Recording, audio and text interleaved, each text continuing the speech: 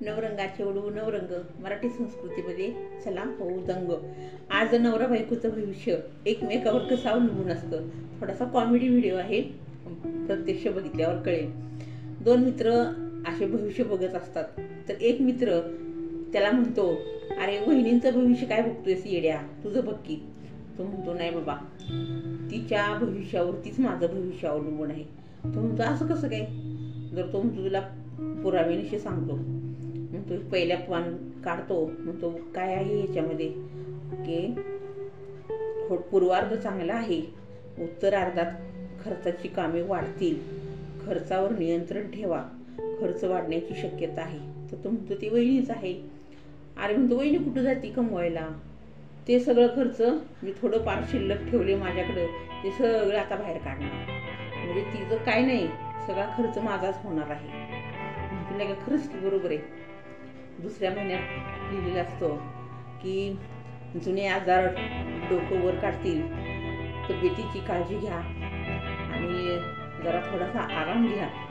तो म्हणतो, वहिनी आजारी पडणार आहे, तुला काय एवढं त्याच्याशी घेणं देणं आहे? म्हणतो, अरे इडिया, माझी बायको एकतर आहे सायकिक, तिनं जर हे भविष्य वाचलं असेल तर ती अगदी पराचा कावळा करती बया। आता म्हणतो, काय थोडंसं त्रास झाला, बेड सोडणार नाही, स्वयंपाक करल, निवांत बसल, झोपल, म्हणाल मी आजारी आहे आजारी आहे आजारी आहे, आणि मला इतकी माझी धावपळ होईल, भाज्या आणणं, हे करणं ते करणं, माझी डोकंदुखी मला होणार आहे, तो आजार माझा डोकंदुखी वर काढेल, आणि दुसरी गोष्ट, माझंच विनाकारण एखाद्या वेळेला HB कमी होऊ शकतं। आता म्हणतो, खरंच केला का? बरोबर आहे। नंतर तो म्हणतो, हे बघ आता काय लिहिले, प्रेमाची मायेची माणसं भेटतील, असं लिहिले, मग आता चांगलं आहे की? तो म्हणतो, अरे कशाचं काय, आता ही आजारी पडली बया, आता म्हणल प्रेमाची मायेची माणसं म्हणजे तिला भेटणार आहेत, मला नाही।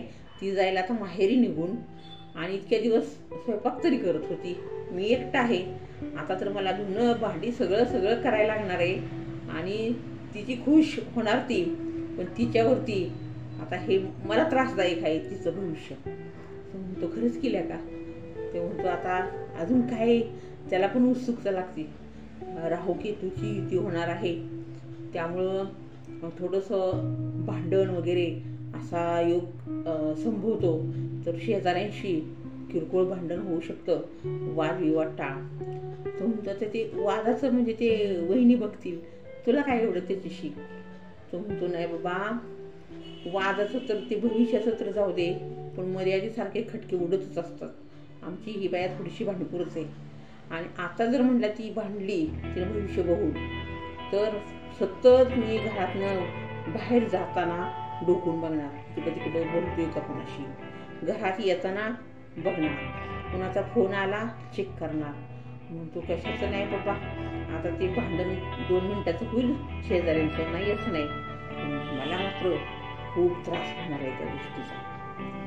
झालं तो म्हणतो, हे बघ, आता सगळेच ग्रह फिरलेले आहेत असं दाखवले, त्यामुळं आता तर खूपच त्रास संभवतोय।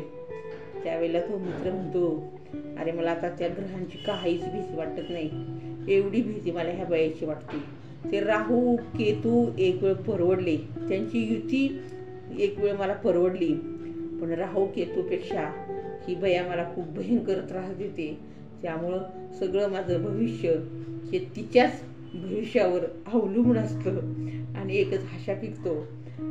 खरंच मित्रांनो, असं होतं कधी कधी, नाही असं नाही, कॉमेडी व्हिडिओ होता।